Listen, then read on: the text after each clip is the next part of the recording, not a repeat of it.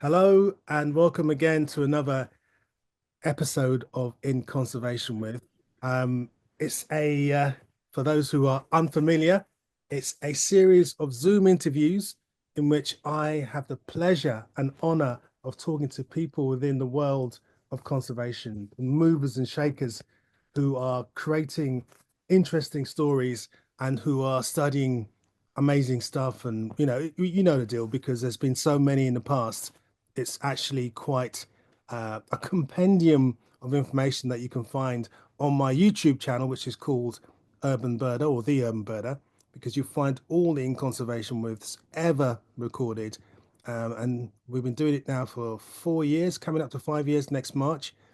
So there's a hell of a lot of people that I'm talking to covering a hell of a lot of stories.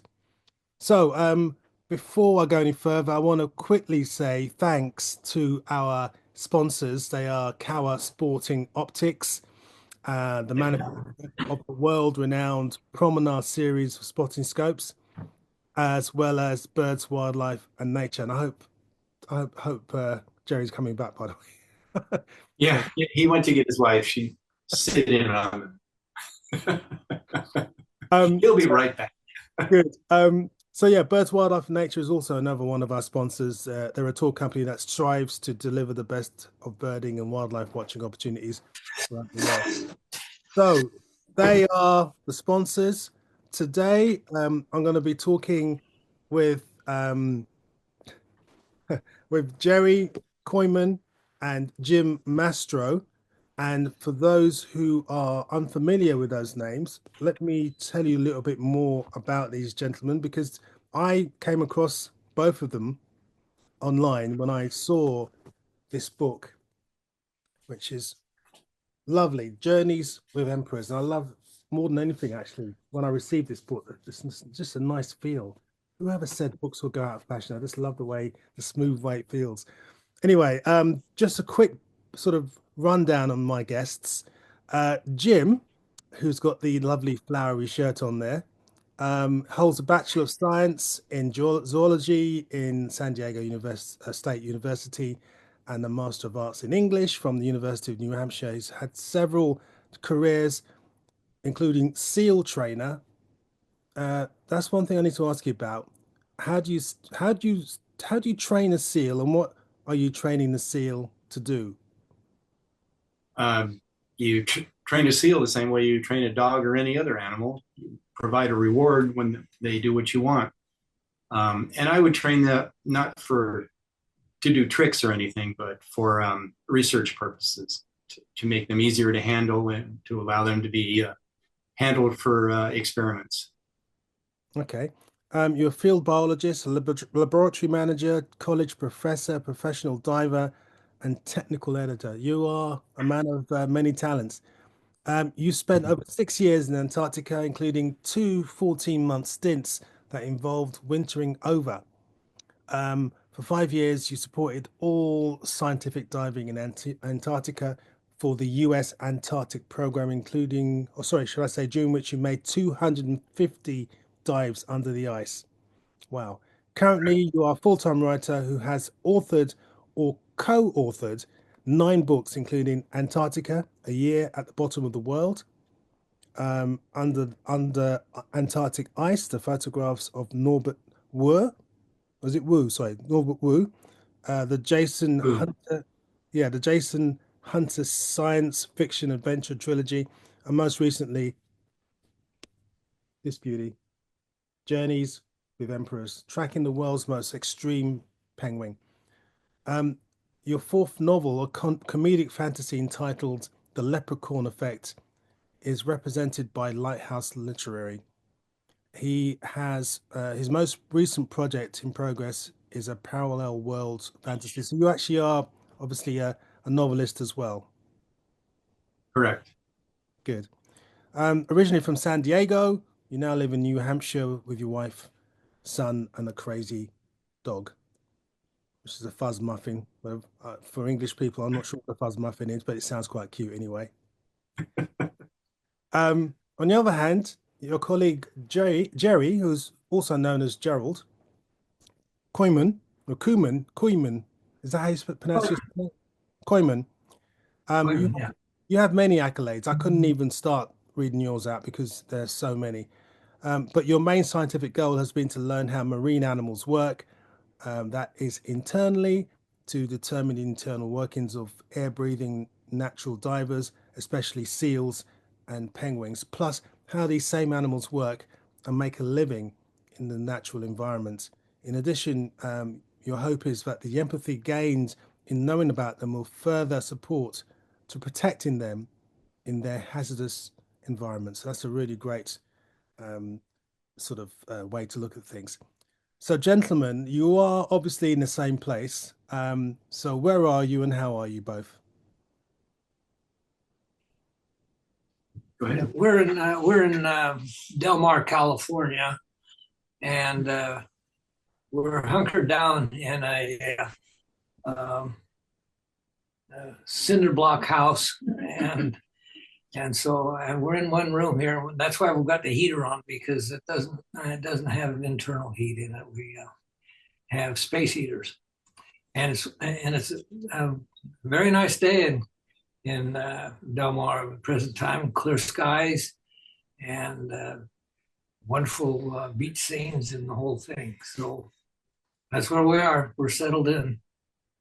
Just for those who are unfamiliar with the geography down there, are you sort of south of Los Angeles? You're kind of nearer San Diego, is that right? Oh yeah, we're south of Los Angeles, and we're just a stone's throw north of the world famous Torrey Pines State Park. North of San Diego, slightly. Yeah, also just north of the University of California, San Diego, and and on a good day, which is almost any day, we could see the Scripps Pier, which is where I'm located at the base of that pier. Is a set of office buildings, and I'm in that. Okay.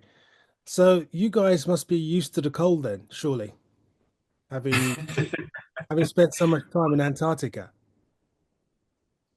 Well, I suppose you could say that. And I live in New Hampshire, which is quite cold right now. And it's chilly in this room, but not too chilly for me to wear a Hawaiian shirt. I mean, I've been lucky enough to go to Antarctica twice, leading tours. So literally just stopping for a few days and then moving on again. You've spent protracted time there. What is it like being on that continent? What's it like? Because obviously most of us, most people watching this, would probably never been to Antarctica because it's obviously quite expensive at very least. Anyway, what is it like being there in your view? Why don't you start and I'll add my 2 cents. Yeah. Okay. Well, for me, I've always been on the coast. I never have done work inland, and so I've worked at McMurdo Station and in McMurdo Sound, which is an ideal place for doing marine studies because you can establish an isolated hole, and then you can release either penguins or the Weddell seal into these holes. And so they're free diving. They're doing it. They're controlling everything about it except where they come up to breathe. And we control that. And with that, we can do all kinds of things as far as measuring behavioral or physiological measurements. And, Oh, go ahead. I'm not done. no, go ahead. Oh, I was just going to say, my first trip to Antarctica, I stepped off the airplane and it was as though I had entered another world. The sun hadn't quite come up. It was late winter. It was probably minus 40 degrees. The snow was squeaking under my boots. The mountains are pink with low sunlight. It was another world, and it always seemed that way to me. Even after several years, I would go diving sometimes in places where no one had ever dived before, and I could see things that no human had ever seen. And in the dry valleys, I could walk where no human had ever walked. So it was a tremendous experience. It was being there was like being in another world. Yeah, I mean, on my brief visits, it was like, it's crossing Drake's Passage, and then after a while, you begin to see icebergs, and I remember when we first saw an iceberg, everyone came on deck and it was like silence. We were just so much in awe seeing this massive piece of ice, of which only the smaller bit is up actually above water. Um, it was really awe-inspiring. And then for me, it was the silence, it was the feeling of fragility, but also inhospitability as well. It felt very frightening but welcoming. It's all the sort of opposites. I felt everything at the same time. And it was really an amazing experience. Just out of interest, another sort of maybe a silly question before you show us your presentation on your work with penguins. But generally speaking, what's more dangerous in terms of being something the size of a penguin, living in Antarctica or living in the Arctic? What's more dangerous, did you say? Yeah, what in terms of predators and in terms of, Oh yeah, general. yeah.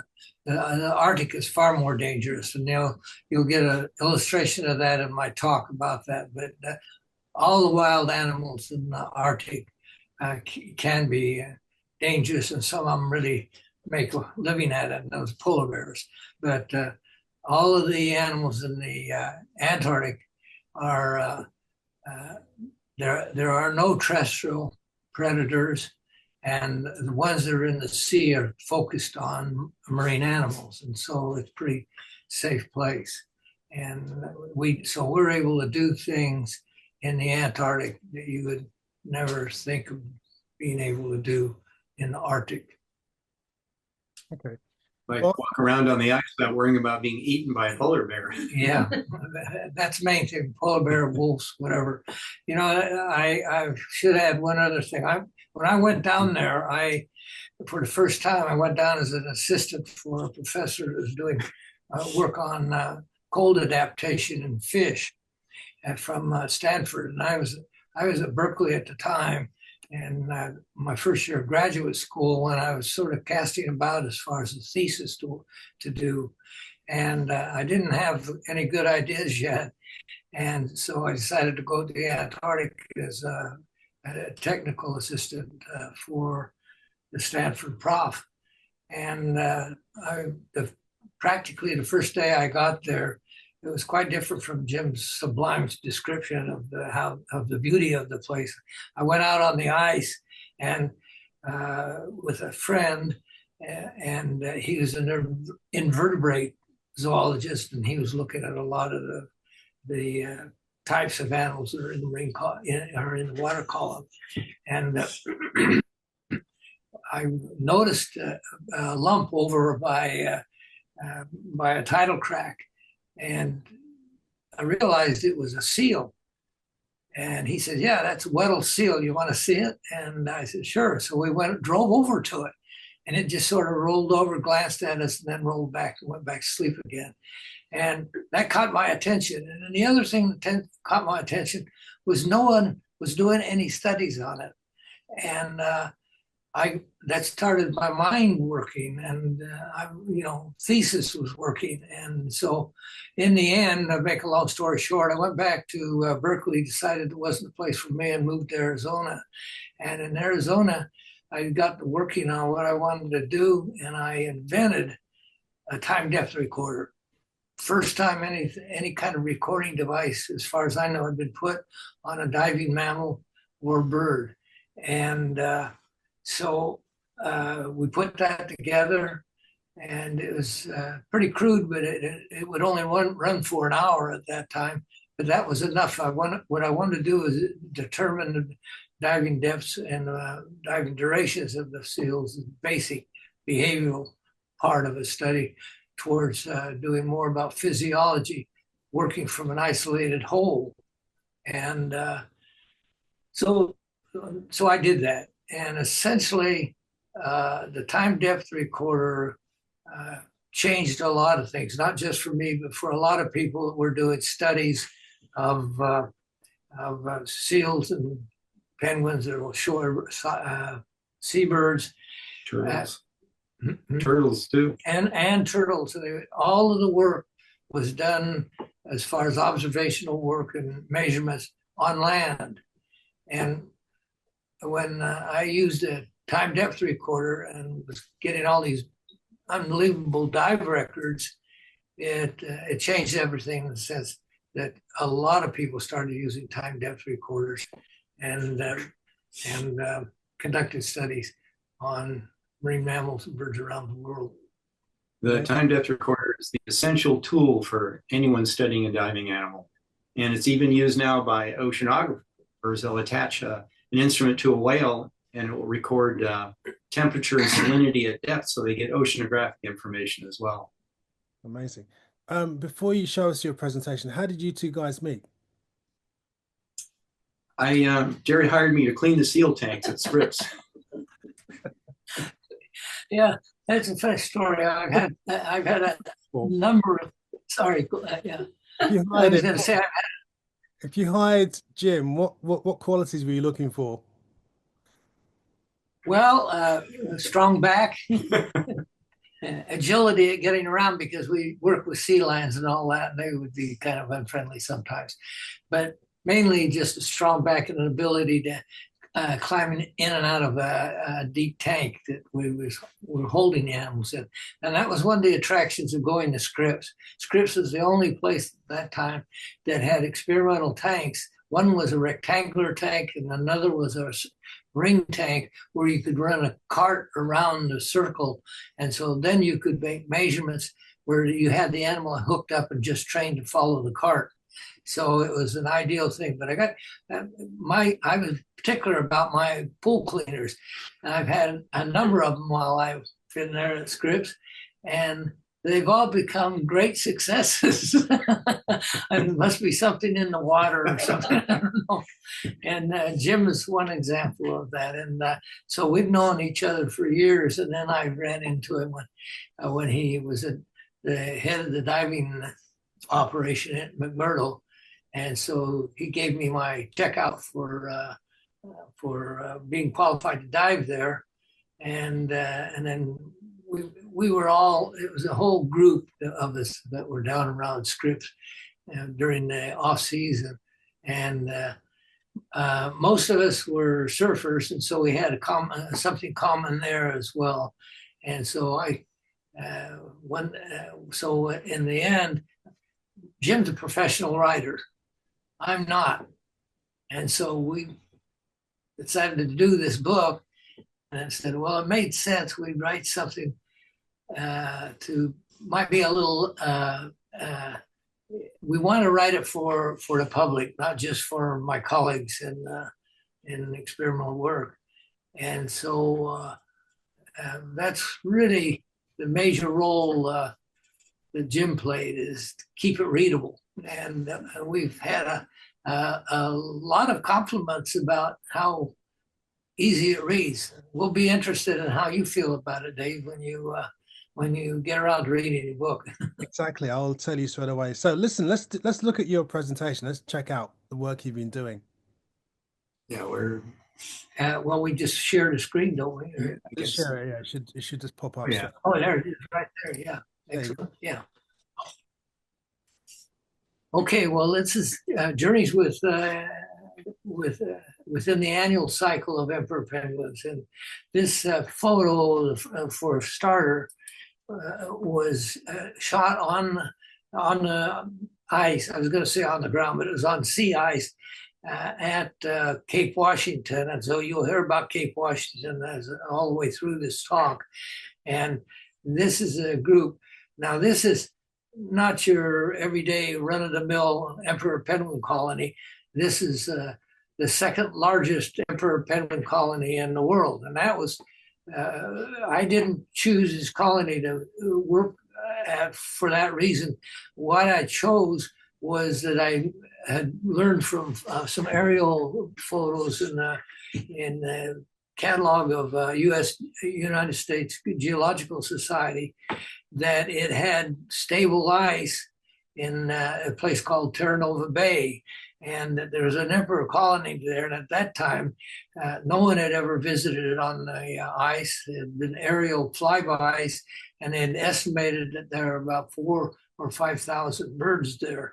And then when we arrived there and saw it on the ground, we knew there was a lot more than 4,000 or 5,000 birds there. And so that was a happy occasion. The other remarkable thing about it, and this is true, well, it isn't true, it's close to being true, and that is that the sea ice at the edge of the colony is approachable at Cape Washington. Perhaps one of the only places where you can go to an emperor colony and you can walk from the emperor colony to the sea ice edge where they're going in the water and going to sea to feed. And as you know, you heard the famous story of the March of the Penguins, where they march 50 or 60 kilometers or more to get to the ice edge.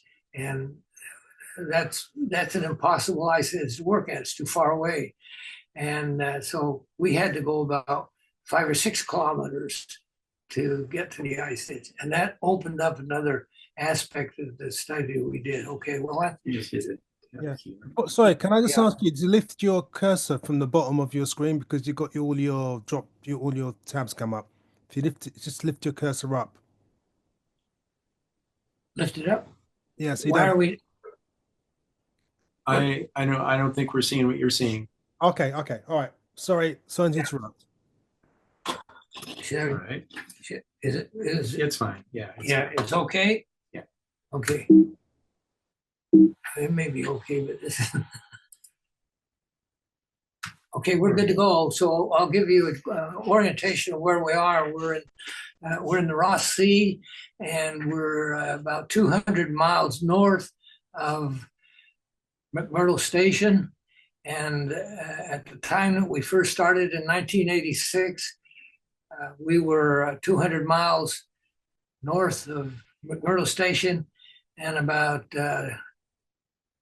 2,000 miles south of New Zealand. And that's where the next bit of civilization was. So it was very isolated.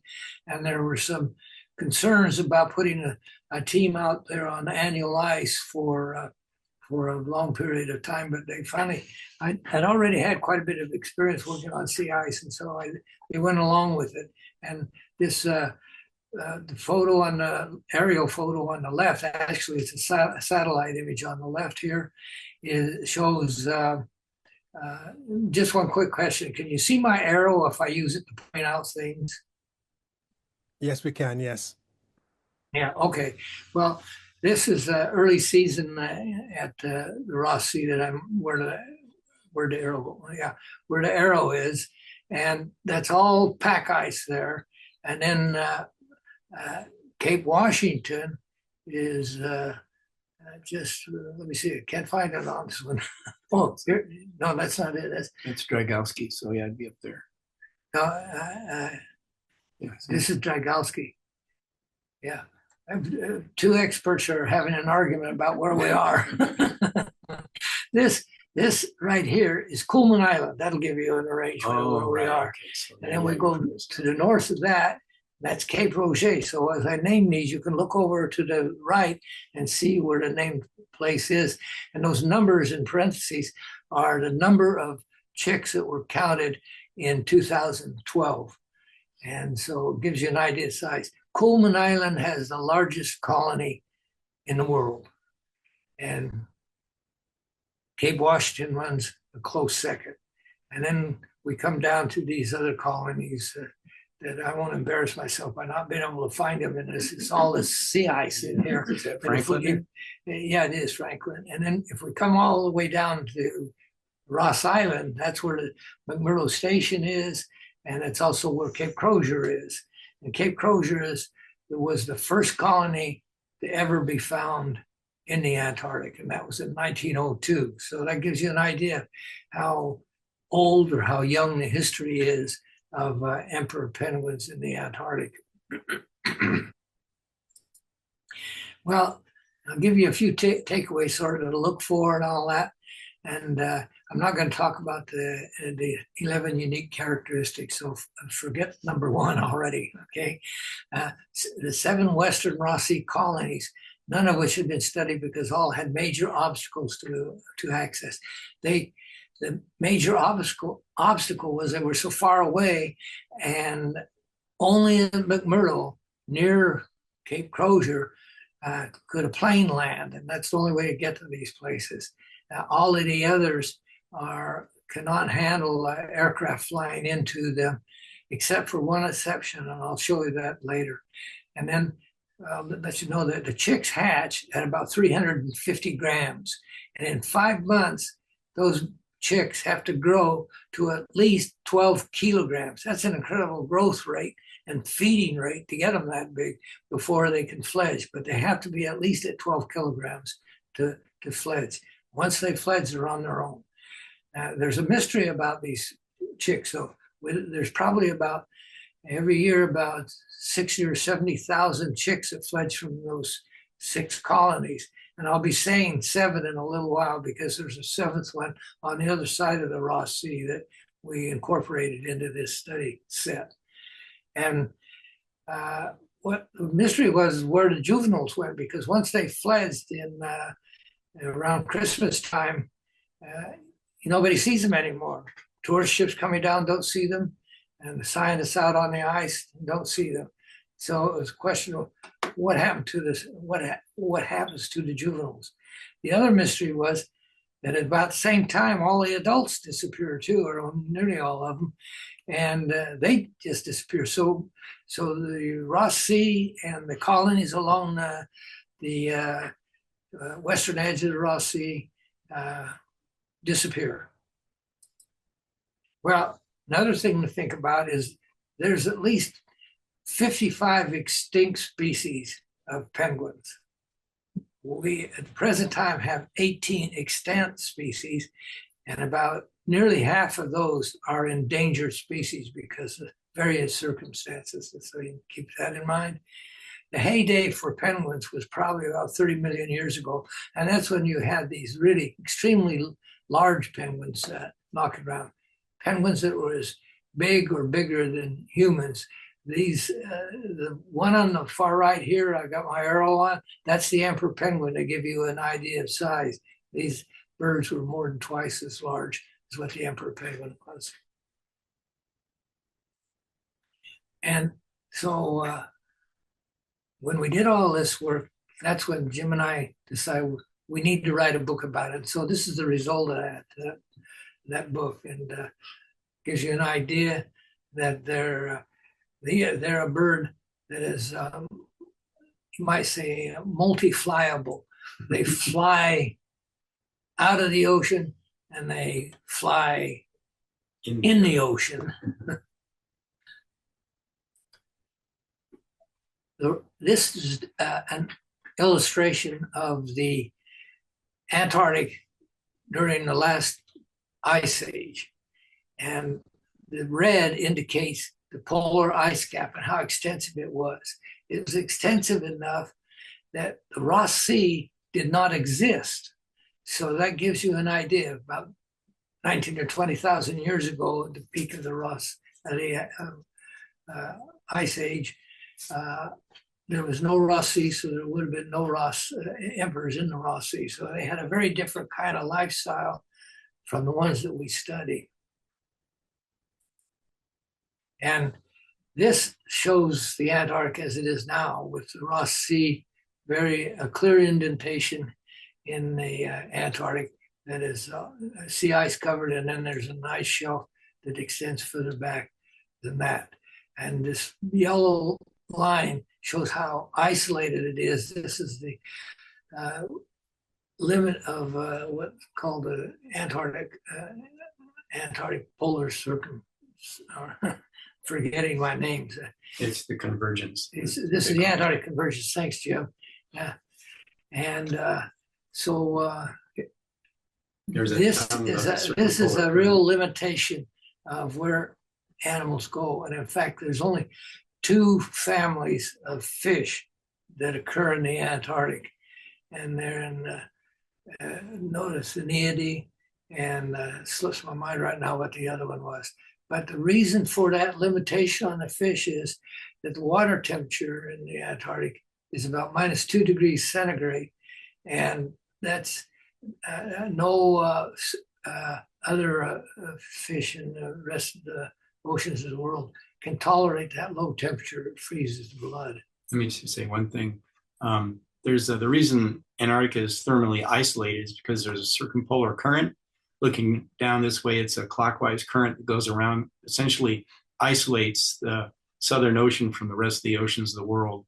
And that's what that convergence is. That's where the two different temperatures meet. Okay, got that? That's what I thought I said.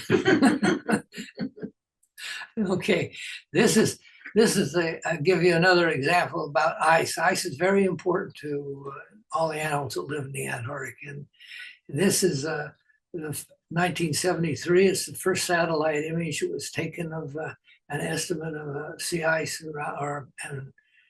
around the Antarctic. Not actually sea ice. I think most of this is fast ice. And then it withdraws by the warmest time of the year for it is about February. And you can see how it's withdrawn.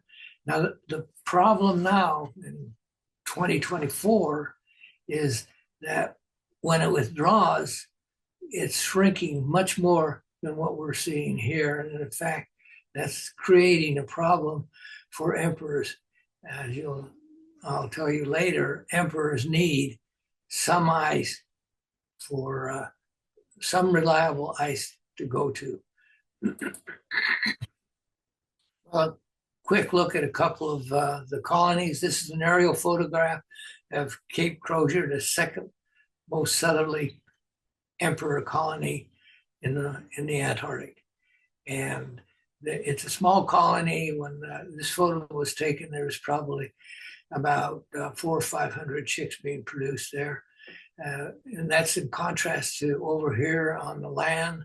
This is the Cape Crozier colony, east and west. And these are considered a single colony, I believe.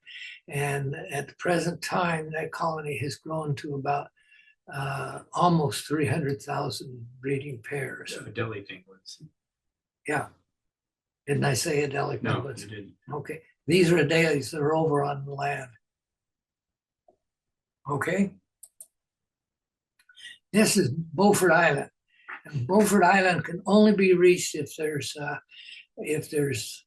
fast ice that extends all the way from Ross Island to Beaufort Island that helicopters are allowed to fly over, and they can't fly over water. And this shading here is where the birds have been and were one time. The breeding colony was right here, and it's moved over to this area here. And this is just a very narrow fast ice shelf. So it's at risk anytime it breeds on there. And you can't land on this because all the ice is too rough. And these lumps that you see here are icebergs that tend to get in the way as well.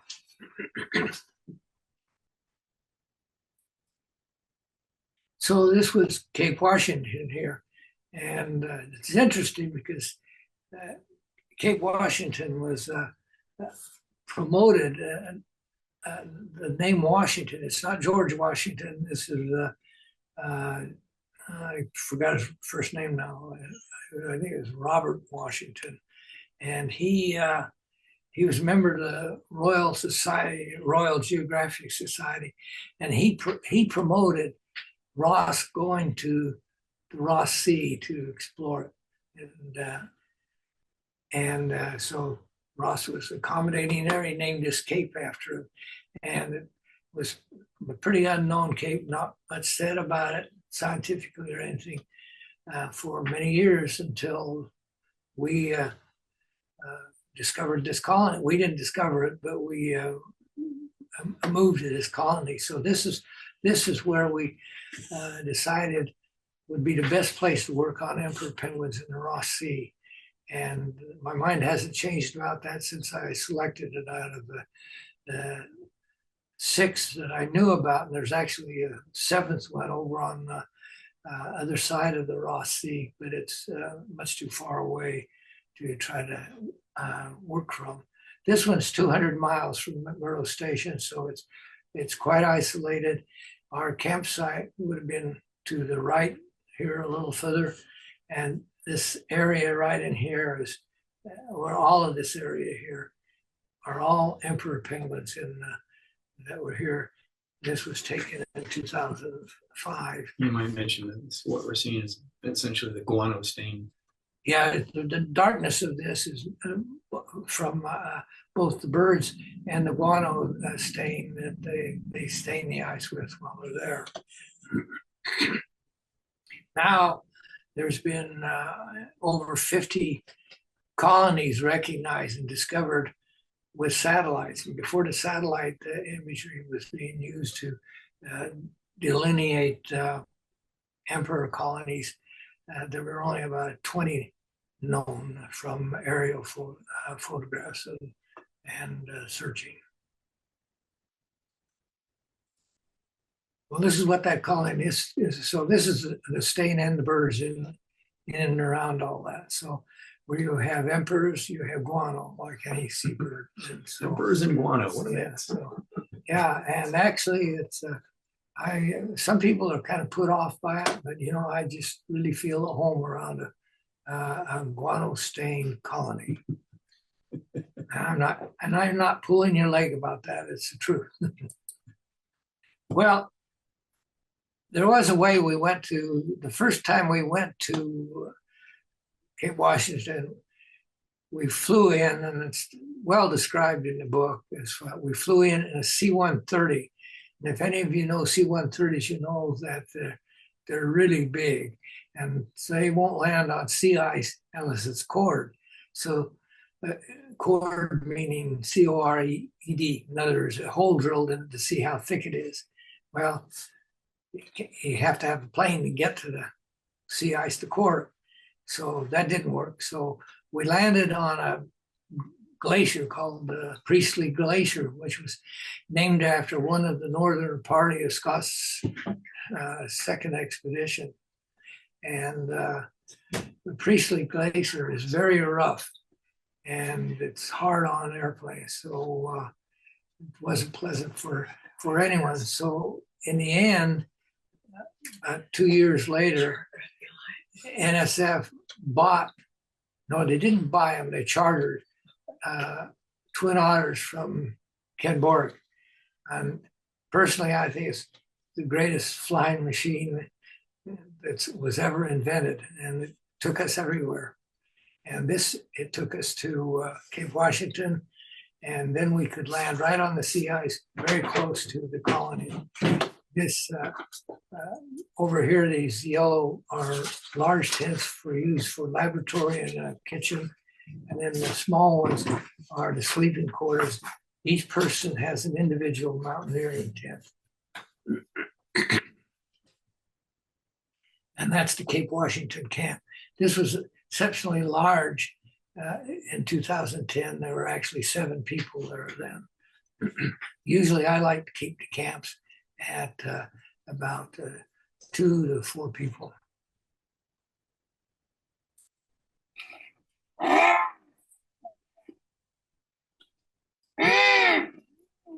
There's an important feature you're seeing here. And that is what David asked earlier about being harassed by animals. And we were harassed by emperor penguins. As soon as we set up the camp, the birds move in. And we had to protect our fresh water by putting a ring or a fence around it so the birds wouldn't be walking across it, because they're not very tidy in that regard. But that shows the tameness of the birds and the great advantage for working with a wild animal that doesn't mind having you around and in fact is very curious about your being around their colony. So that we always had visitors. Sometimes it would be up over 200. Gotta do something different here. We're going to be looking at this all the time. Let's see.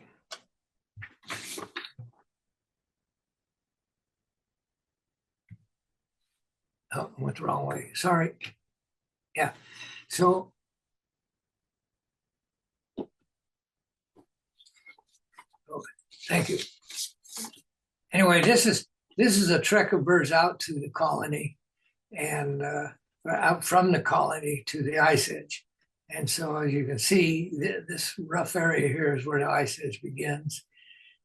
This is the ice edge, and we're standing right next to it and watching these birds depart. And that is really a big plus for the colony. And this is an arrival of birds that photo we took when we set up underwater cage we could go into and photograph the birds underwater. All right, this again.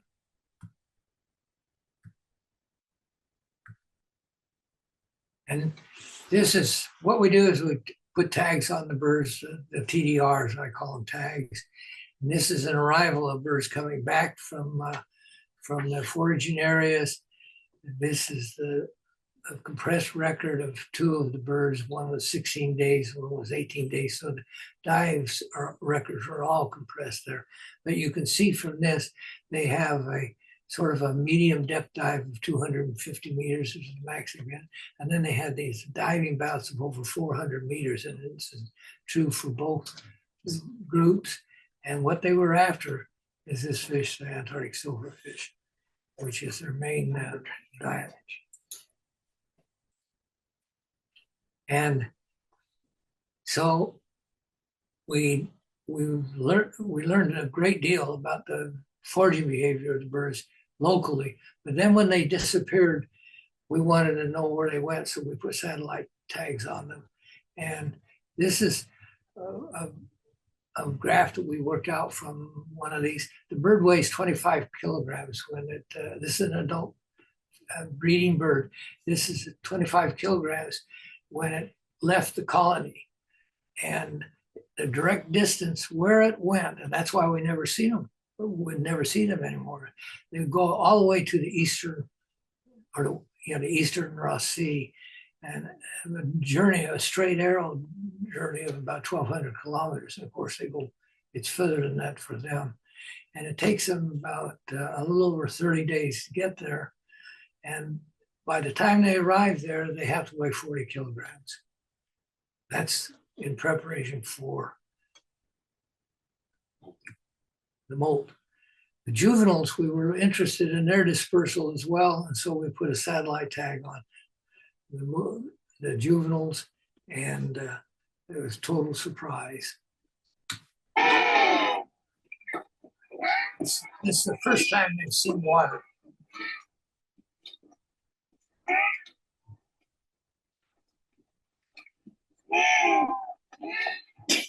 Very graceful. I'm gonna stop laughing. It moves my camera. That's why I say they've never seen water. Just all lining up. So their first entry into it, they think they're just stepping off They're going solid.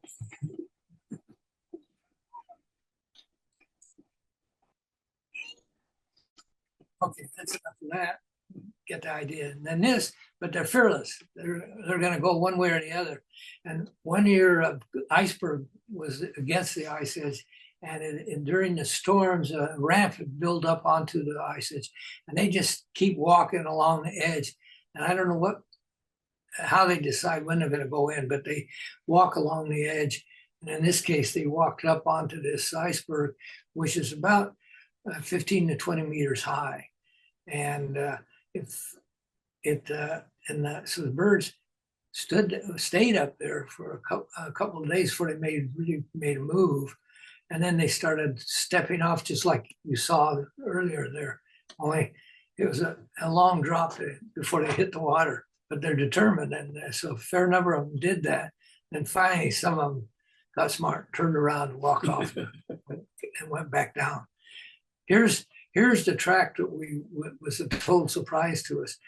We knew they probably dispersed somewhere around in the Ross Sea and just disappeared out there. But what we didn't know is they went beyond the Ross Sea. They went beyond the Antarctic circumpolar current, and this bird was closer to New Zealand than he was to the campsite anymore.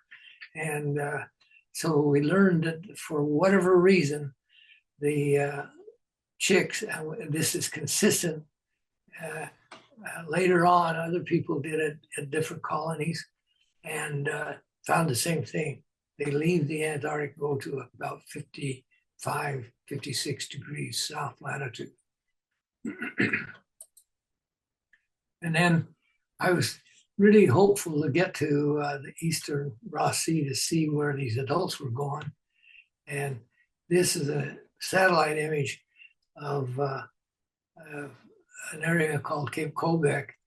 And this little slash right here, that's where the icebreaker broke in and sort of anchored itself while we did some work from the Nathan Palmer, which is a chartered NSF icebreaker. And this is what the adults have to do. They have to go through this molt. It takes about 35 days. And that's why they have to weigh about 40 kilograms when they start. And I was concerned that how could they select an ice flow that would last for 35 days? It's the hottest time of year. What we found, that wasn't a problem. This sheet of ice here is the size of Catalina. We could see it from a satellite image. It's just pack ice, right? Size of Catalina. It's not pack ice. It's one flow. It's one flow that's that big. Right, but it's not connected to land. No, it's not connected to land. And then we found a few, and one we got a tag on to track how they came back, and that takes about 2.5 months. And during that time, they fatten up again, and for especially the males for getting ready for the long fast while we incubate the egg. And that's all. Oh no, it isn't. Here it is.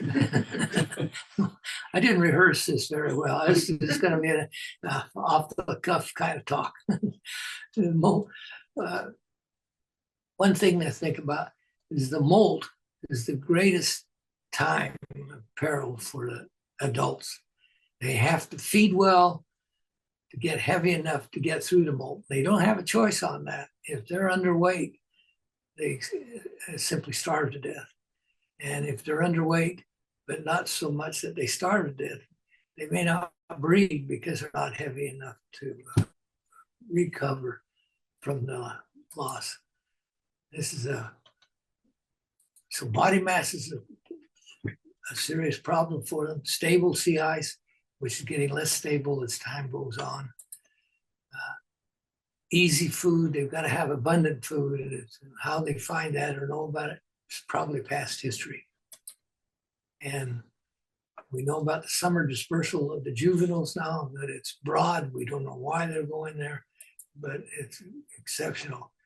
And presumably they have to have some safe seas, and they have to have abundant krill and fish in order to be successful as juveniles, because they're not being helped by their parents, they're on their own. And I'll more or less skip this now, but what is established a few years back was the Ross Sea marine protected area. And it's the largest marine protected area in the world. And it's good for about 25 years. That's it. Well, guys, I mean, fascinating stuff. Again, one of those subjects that you can talk about for a long, long time. We haven't got a massive amount of time, but one question I want to ask you in the time that we have got is just, I mean, it's a question that I think people need to be reminded of, even though it's a question that people ask all the time. The climate change effect. How is that? What's the prognosis? I mean, if we are entering a world as of next year when certain countries are going to sort of decide that it's a hoax and they're going to carry on doing what they're doing, what does the future hold for emperor penguins as well as any other life form in Antarctica? Well, I try to, I don't know how Jim looks at it. I try to look at it from the optimistic point of view. If it gets so bad that the that the Antarctic is not able to support the ice the penguins need for their annual cycle. It's going to be so bad elsewhere that we don't need to worry about the penguins because it's going to really, it'll really be a mess elsewhere. Okay.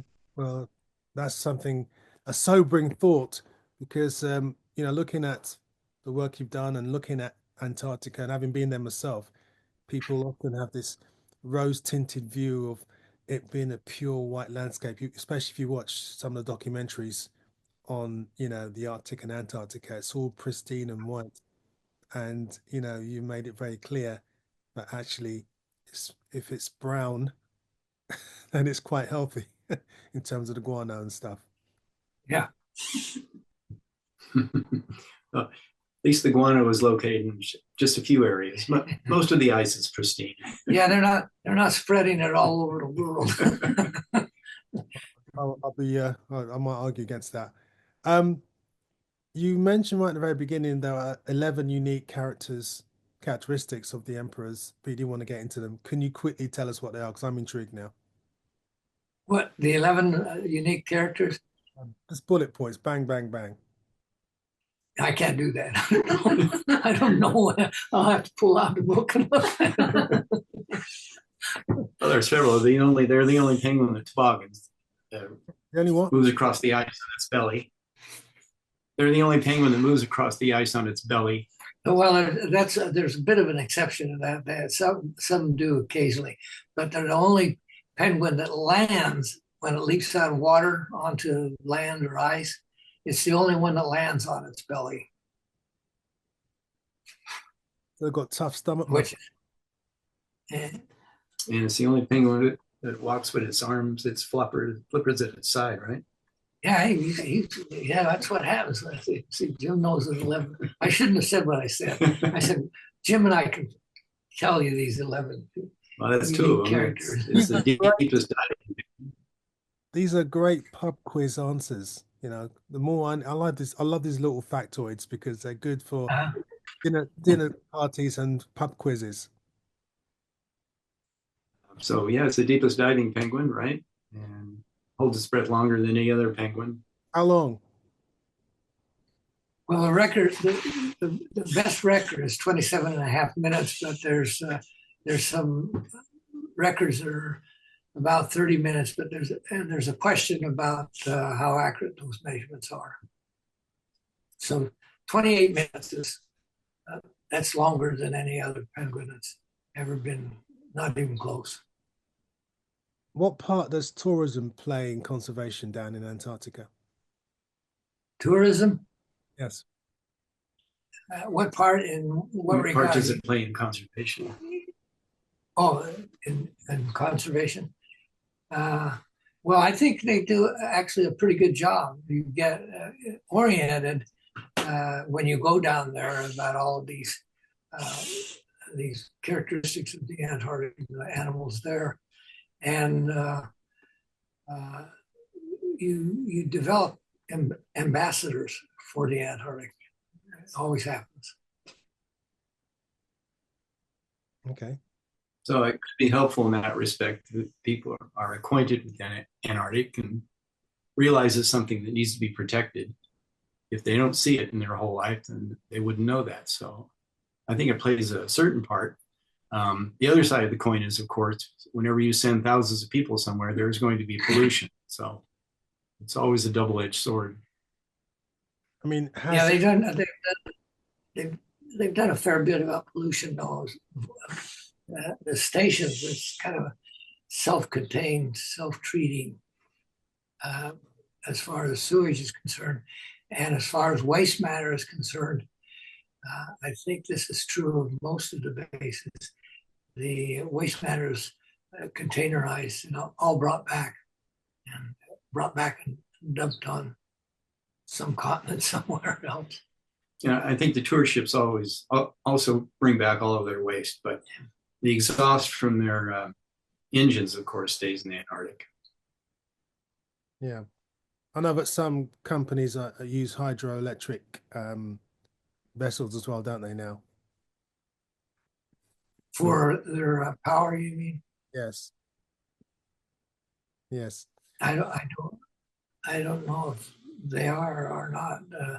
Yeah, there's a couple. McMurdo, which is the largest section hall, I think is using diesel. Yeah. You know when the penguins jump off cliffs, do any of them ever get injured? So no, it only happened once at Cape Washington, and I thought it was so unusual that it may never happen again. And then 30 years later, National Geographic was doing a piece, and they just this past season recorded them stepping off the cliff at Atka Bay. Same thing though. There's no access to the chicks to determine if there's any damage. If they hit ice, it's probably fatal. But what I noticed on the birds at the Cape when they were going off is that flows were moving in and out of there, and they didn't step off the iceberg when the ice was below the cliff. I don't know if that was just pure luck or it was that happened that way or what, but we watched them for a few hours and came away satisfied they may know something about ice. How heavy are these birds? What's their weight? The chicks are about 12 kilos. Right, and the adult? 25 when they're raising the chicks. But they have a big weight cycle, but they get up to about 35 kilos when they are getting ready to molt. And they get up to that or even a little more when they're getting ready to breed, especially the males. Excellent. So there's two major weight gains and fasting periods. And then when they're commuting to feed the chicks, their weight drops down to about 25 kilos and holds at about that level. Okay. And you guys planning to go back to Antarctica any day soon? I'm not. That's a definite. Well, I'd like to go back, but I've timed out. You timed out. Yeah. Yeah. I mean, I'd like to go back, but I don't see the opportunity happening unless I go on a cruise ship, which I've done before as a lecturer. I could do that again, but as far as going into McMurdo and working there, that's not going to happen. I'm a writer now. Fair enough. All right. Well, listen, thank you guys for sparing your time today to talk to us about your work with Emperor penguins and also the fact that you have both produced this wonderful book. I hope everyone goes out. Now, it was actually it was fun writing it because it forced us to think about a lot of things that we knew about, but you know how you haven't consolidated them into a single thought. As you probably surmised from this conversation, Jerry is much more interested in science and in animals than anything else. But I wanted to have aspects of his life in there because he has led quite a remarkable life, and this book only encapsulates a very small part of it. Okay, well, we'll have to learn more. So it's an adventure story as well as a natural history, and a part memoir. Good. That's fantastic. Well, I wish you every success with the book. So thank you very much, gentlemen, for being with me today. I really appreciate your knowledge. Pleasure. Pleasure. Thanks for having us. And Zoomers, thank you very much too, and for supporting In Conservation With. And if you are watching this in the future on YouTube, get all your friends to like and subscribe. We need to, I haven't got any fancy graphics that come up and say subscribe and alarm bells and stuff, but if you know what I'm saying, subscribe and all that sort of business, get more people to watch In Conservation With. So until we all meet again, all I can say is keep looking up.